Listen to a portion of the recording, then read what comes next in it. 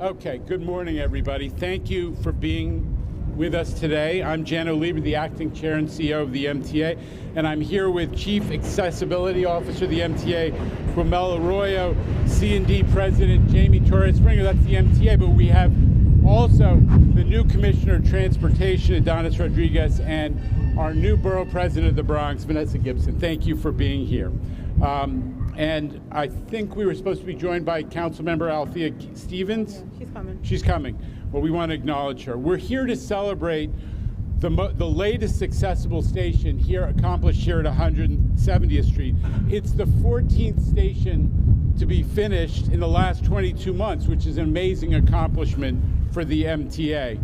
I'm especially pleased because this, like all of our construction projects that was underway during COVID, was maintained, even though we had to stop awarding new projects when the financial situation was unclear. We were able to maintain progress on actual construction projects that were underway. So that's all great news. And I'm especially pleased, I got to say, that several of those accessibility projects that we've completed of late were in the Bronx. Bedford Park Boulevard, Gun Hill Road, and others. This is the home, the capital of essential workers in New York, and during COVID, we want to make sure we were continuing to improve their transit. But before we continue this positive celebration, I have to acknowledge the tremendous tragedy that happened this weekend, the loss of life of a New Yorker under the most terrible circumstances. I'm sure we're going to talk about it after our announcement, but our hearts go out to that family and the folks, her friends, her co-workers, and to all New Yorkers who were traumatized, including our own train crew who went through that. So we're going to be talking about that. But back to this great 170th Street project. Everybody at the MTA shares a commitment to create the most accessible station, inclusive transit system possible. That was a priority, as I said, during the height of COVID, and it continues to be a top priority for us in the years ahead. We all want to follow the example of this project, which was done on time and on budget. It's one of the projects that I started when I was the president of MTA C&D, and part of the reason is, and we cannot let it go unmentioned, that we had a great team to plan and manage this project. Hill International and Parsons especially, together with our contractors, Sonalta and Tap Electric. Now there are 3 brand new elevators now open for public use, including one at the corner of 170th Street in Jerome. Now customers can ride the elevator to the mezzanine, where they can get one of 2 new elevators to the north and southbound platforms. And you can see how complicated it is to add elevators in this incredibly constrained environment, but we got it done. Additionally, we made other ADA upgrades at on the platforms and renovated 2 stairwells. We added 2 brand new staircases that gave access, as I said, to the north side of the platform. And there's new lighting and security cameras as well, plus a beautiful glass installation. The subway has always been a place for public art, and we're going to continue that. Our riders deserve nothing less than the best, and that means a modern and fully inclusive transit system that serves all New Yorkers. It's the best way we can speed our economic recovery and create a more livable region for all. So thank you again for being here, and I'd like to turn it over now to my friend, Commissioner Adonis Rodriguez. Let's give our chairman a big round of applause. For me, it is a great honor to be here with Jano Lieber, who I had no doubt, and all New Yorkers know his experience when it comes to transportation and his commitment to make transportation accessible and equitable in our great city of New York. I've been here in my first press conference as a commissioner together with the Borough President, Vanessa Gibson, and the DDC, also commissioner, my great friend, who used to be in charge of accessibility at DOT, and now he had the same role for the MTA. It's a great honor. And being here in the Bronx, making this station accessible, send a great message that go aligned with the vision of Mayor Allen when it came to give more attention to underserved communities. The Bronx, even though it's one of the smallest boroughs, is one of those that have the higher numbers of New Yorkers with disability, with a number around 225,000 from the 1 million New Yorkers with disability with physical challenges that we have in a great city. The city of New York is a great place where from the 8.6 million New Yorkers, only 1.4 million own vehicles. 7 million New Yorkers rely on our public transportation. They rely on our trains, they rely on our buses, they rely on the bikes, and they rely on the ferry. So this great ribbon cutting today is the result of the contribution that the City of New York had made, also working together with the MTA.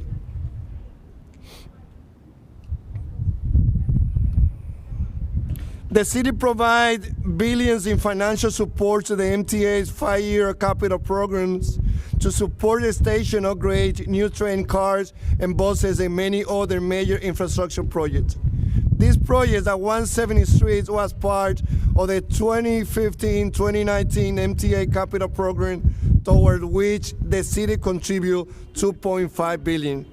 The city will be bringing even more improvement to the Giron Avenue corridor.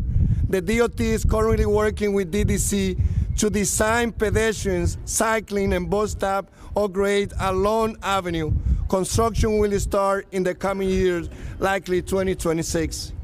On our street, the DOT is hard at work to make the city more accessible. The DOT is working with the MTA to develop a program to ensure our bus stops and shelters are accessible to all commuters. This means ensuring clear paths for wheelchair users to access bus ramps or the nearest intersection, among other treatments. The DOT also oversees an accessible pedestrian signal program, the largest such program in the nation, providing access to traffic signals for blind and visually impaired pedestrians. The DOT is working hard to dramatically increase the number of accessible pedestrian signals at our intersection. We installed more than 900 such signals across the 5 boroughs. The city will continue to support vital subway accessible projects in the future. We have offered the MTA $3 billion toward its current 2020-2024 capital program. But in order to deliver those projects, we need Jan Oliver. In order to deliver this project, we need to continue seeing the collaboration between Governor Kathy Hochul and Mayor Eric Garner. Hoy estamos aquí diciéndole gracias al chairman del MTA por liderar, y hoy junto con la presidenta del Bronx vamos a mirar cómo esta estación se convierte asequible para toda la persona. Thank you. Okay, and I have to say, my dear friend and partner, we always say it together, juntos podemos mejorar el tránsito. Si se puede. So, but it's a great pleasure. I wanted to step up again just to introduce the Borough President of the Bronx. She's an experienced city council member. She knows this neighborhood. She represented this area. And it is a treat to welcome her to our family in celebrating all these amazing infrastructure projects. Borough President. Good morning, everyone. It is such an honor to be here to celebrate the commemoration and the completion of this ADA compliance at the 170th train station on Jerome Avenue on the IRT number 4. I am so honored to stand here in my new capacity as the Bronx Borough President. I want to thank our chairman of the MTA. I want to recognize all of our partners, certainly at DDC and the Department of City Planning, all of the engineers, consultants, designers, the entire team. For the last several months, as this project began, we have been neighbors. For 8 years, as I served as the council member of this district, my office literally has been across the street. My sign is still there. And I watched this project as it began. I talked to all of the workers on the ground. We were able to work with them, and the Department of Transportation to make sure that this project was completed on time and on budget. You don't often hear that when you talk about government, but this is a successful project that demonstrates the commitment of what happens when we all work collaboratively together. Mayor Adams and Governor Hochul have made instrumental investments in transportation across the state and the city of New York. And this area of the Concourse, High Bridge, Mount Eden community is no different. This is a transit hub. Many of our commuters, essential workers, first responders, frontline workers that work here in the community at HRA, the daycare center, all of our commercial stores here on Jerome Avenue and 170th Street. This is the hub where many commuters come to transfer to High Bridge, whether they're getting on the train, whether they're going east along the concourse. This is an area of great need, a lot of foot traffic. This project was so necessary, and I am so proud that it has come to fruition. As we celebrate the completion of this project, I want to acknowledge that while this was in the MTA's capital plan from 2015 to 2019, I also want to recognize that this was a high priority in the Jerome Avenue neighborhood plan that we passed overwhelmingly by the City Council in 2017, and it was codified in 2018. In that document, 62 different initiatives where we focused on health and wellness, education, mental health, housing, economic development, transportation. It was with this project in mind that we were able to make sure that this station is ADA compliant. I'm so grateful to see a number of other subway stations receive ADA compliance, because we need to make sure that every single subway station in the city of New York is in compliance with ADA. For those persons with disabilities, those parents that have small children, our seniors with mobility issues, it is a must. It is a necessity. And I'm so grateful that under this administration, we are all committed, and we're going to put money where our commitment is, from the federal government on down to the local government. So I am so proud.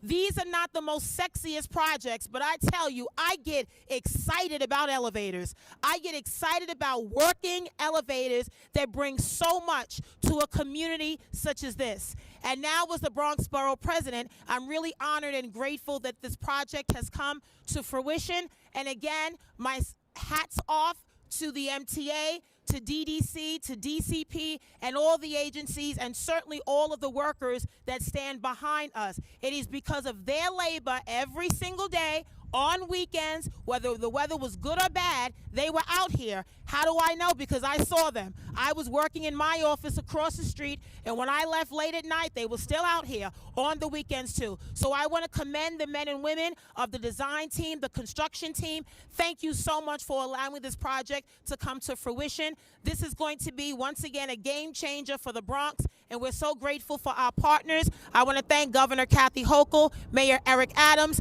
our new Commissioner of the Department of Transportation, my former colleague and forever friend, Commissioner Idanis Rodriguez, who also was very instrumental in this project. Thank you, everyone, and may we continue to work together to make sure that every subway station has ADA compliance. Thank you all.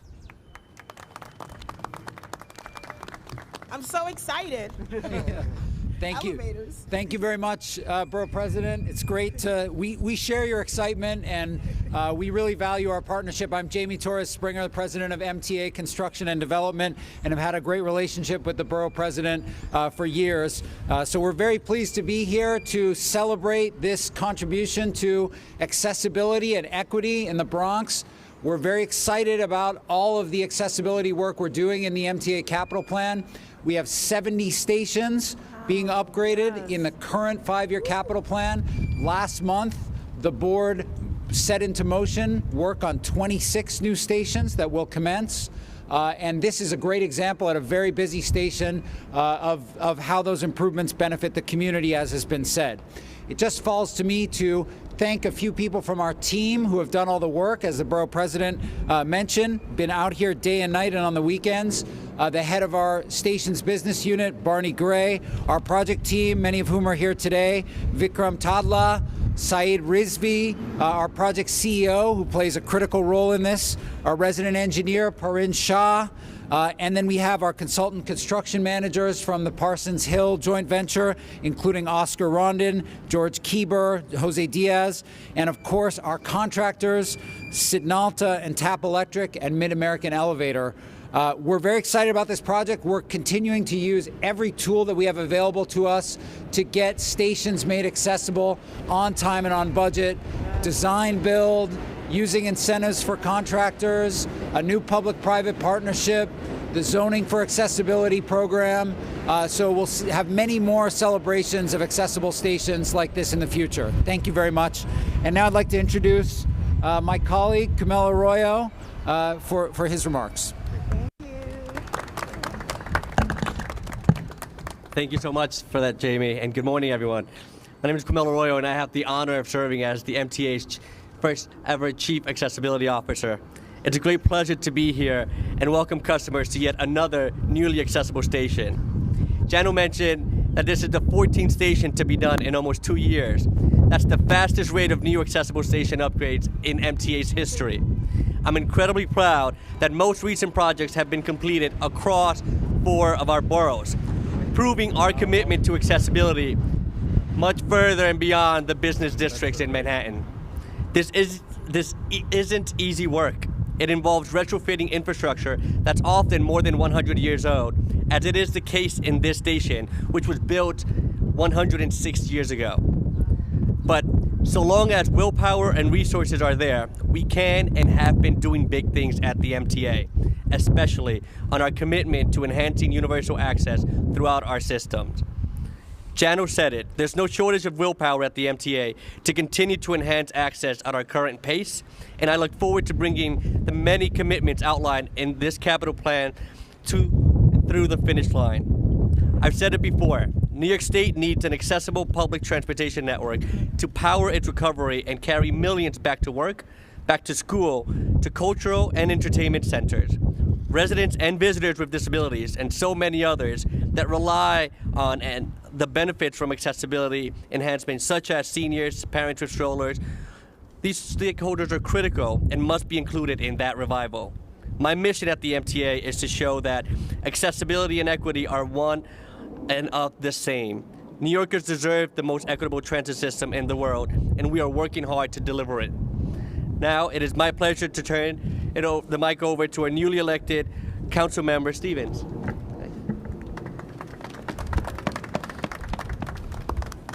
Hello, good afternoon, everyone. My name is Althea Stevens. I am the newly elected council member for District 16 and the lovely district we are currently in. I am so excited to be here today to talk about accessibility. You know, it's so important that our transit system is accessible to everyone. Folks with disabilities, we need to think about mothers who are often on the train and in the subways who have to carry their strollers up and down the stairs. I was a mom and one of those people who would have to go into the train station and carry a stroller and my baby up and down stairs. And so it's important that we are having this accessible to everyone. This is important to our seniors in our community who can't walk up and down steps, our older people, seniors in our community. So I'm just excited to be here and make sure that this is not the first or last opening that we're doing around accessibility, and we're going to continue to fight for everyone throughout New York City. Thank you.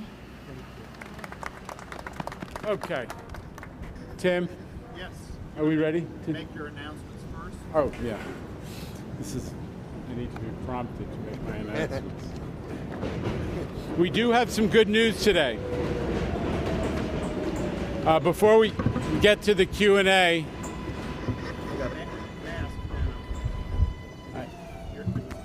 okay.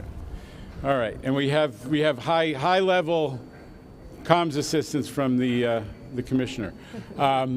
Before we get to the Q&A, a quick word on the restoration of train service. For the past couple of weeks, it's no secret we had to suspend a couple of service on a couple of lines that happened to provide redundant routings, but we did suspend them because of a shortage of workforce. The B and Z lines as of tomorrow, the B and Z lines, the Rockaway Park Shuttle, the 6 and 7, the 6 Express in the Bronx and the 7 Express in Queens are going to resume service. The W has to remain suspended for the time being, but this is possible because we are getting, our workforce is coming back, and very quickly the folks are recovering from COVID and coming back to work. Today it was 3 times as many people coming back to work as folks going out for COVID. So we have gone from 14% of our train operator and conductor workforce being out due to COVID down to 7%. So you can see what that means, and the numbers continue to drop every day. I just want to make it clear that the subways can run on a regular basis. We plan for some unavailability, some absenteeism. It's expected, but with the Omicron, we had a very sudden and significant impact, and we made those adjustments. It was strategic. It did not cripple service like, for example, in the airline environment. We had full service to 472 stations every day, 24 hours a day, and we're going to keep doing that. So we're closely monitoring the situation so that we can take the final step to restore all suspended services. But for the time being, good news, the B and the Z and the 6 Express and the 7 Express back in action as of tomorrow. So with that, we will take questions on topic first. Anybody on topic? On topic. Recently put into motion. Under the capital plan, there's 70 stations altogether. Due to the pandemic, how many of those would you say are behind schedule? Well, you know, let me put it this way. The 15 to 19 program is 90% assigned. So given the fact that that program was only funded a year and a half after it was officially approved, it wasn't really funded until 2016. The 15-19 program's on schedule. We had to delay a year moving quickly on the 20 to 24 program because we were right in the middle of the COVID drama and we didn't know whether money was coming from Washington. So that was the impact. But I think we're going to catch up pretty quickly. You see, as Jamie mentioned, last month, 26 stations were set in motion. So we are determined, taking into account the little delay from COVID, to get all those stations under design, under construction in a roughly 5-year period, but then a little extra time for COVID. So we're in good shape. On topic. It's on service restoration. How many, can you just clarify a few data points? How many transit workers, how many MTA employees have tested positive for COVID since Omicron arrived 6 weeks ago? How many transit workers are currently hospitalized? When do you expect to onboard new crews and new classes of RTO operators? Yeah. And when do you expect to have RTO fully staffed? Okay, so we're always blessed to have your encyclopedic set of questions. And as always, I'll say that the team will have to get back to you because that seems to be the routine. But I'll tell you this: we are. There was a hiring freeze during COVID. The hiring freeze is over.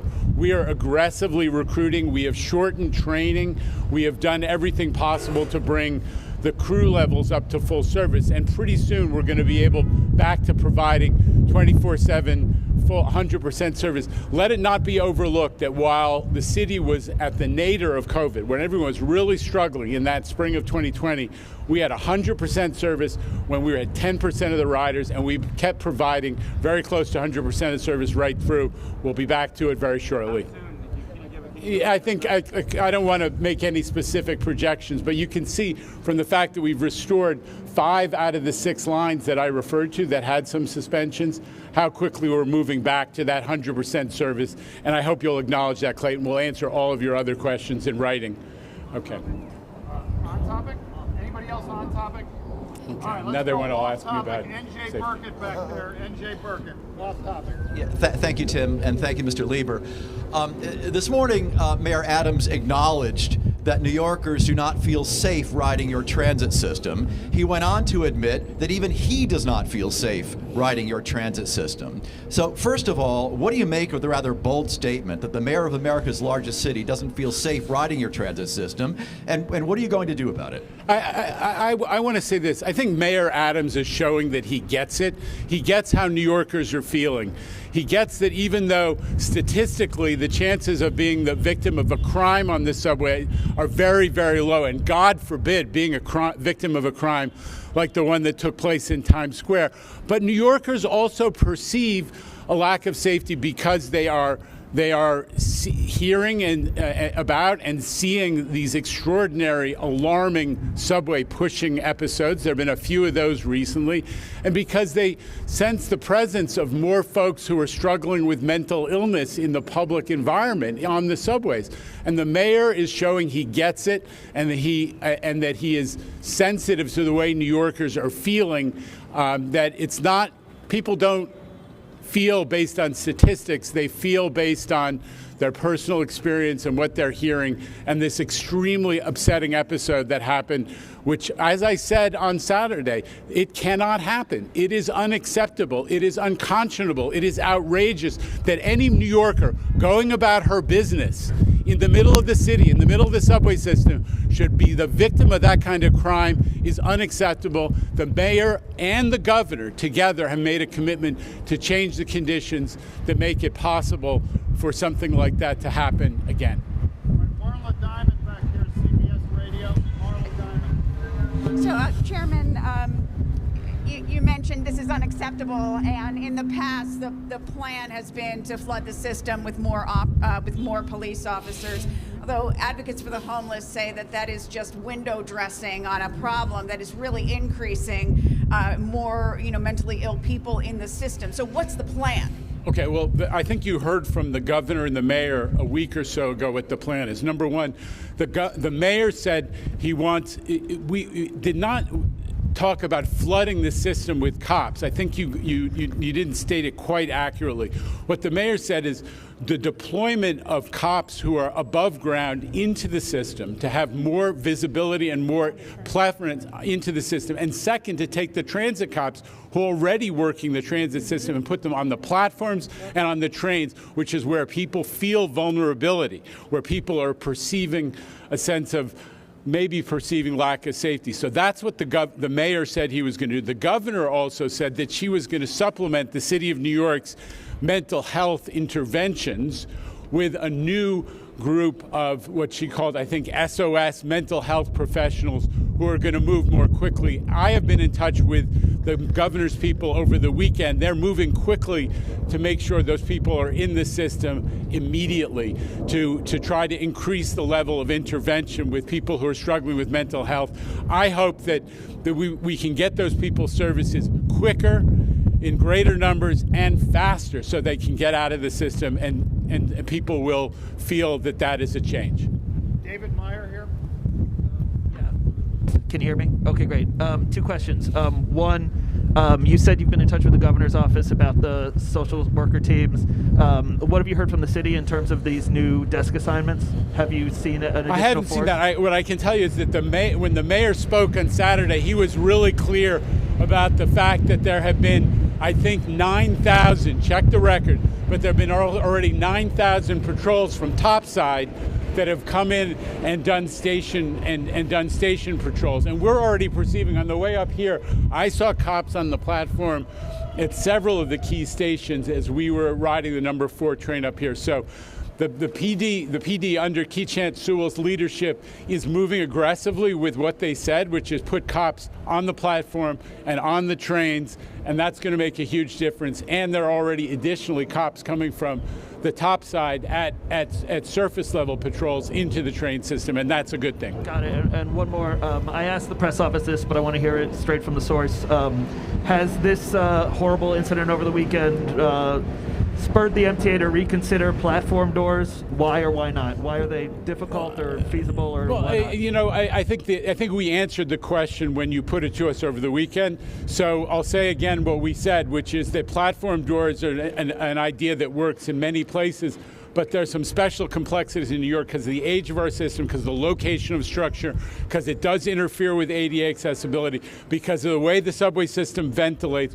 All those things are real issues. That said, we're always looking for ways that we can make the system safer. I have Jamie Torres Springer is leading an agency-wide track trespass working group that is purposed at figuring out how do we deal with this, as well as the growing number of incidents where people are just walking into the tunnels. People are getting on the tracks at rates that are really unacceptable. It's dangerous. We have to figure out how to reduce that and be aggressive. Last question. News 12. I just have a couple questions for you. Last 2 questions. Sorry. Current ridership levels on the subway. Can you just talk about that? It's been going up. It went up by a couple 100,000 last week, I believe. We'll give you the exact numbers, but I think it's in the 2.3 million per day on an average weekday. Before COVID, on December 9th, we are 3.4 million subway riders on a weekday. So it's moved down, but in the last week, it has dramatically started to come up again. Sorry. Okay, my phone doesn't want to work in the cold. These are questions from... I can't hear you just now. Okay. I do, yes, sorry. Okay. Current ridership levels on buses, is it up or down? Ridership levels on buses were really strong. We'll give you the exact numbers. Ridership levels, like everything during Omicron, subsided a bit on buses, but buses have been the workhorse of our system right through COVID. And they were well in excess of 60% in mid-December before Omicron hit. They went down a little bit. We'll give you the exact numbers. I'm sorry. Thank you, everybody. Are we going over to the station?